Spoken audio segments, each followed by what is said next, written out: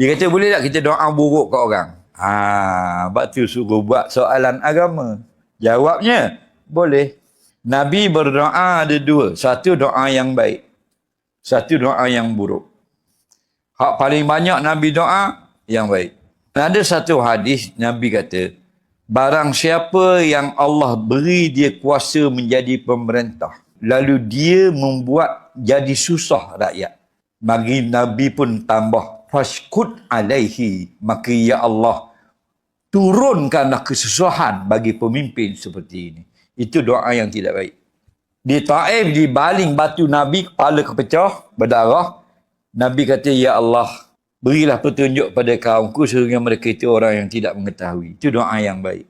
Kalau kita tak nak doa yang baik supaya dia dapat hidayah, dia sudah hancurkan hidup kita. Kita doa yang buruk boleh, kata ulama, kata Imam Nawawi, jangan berlebih-lebihan.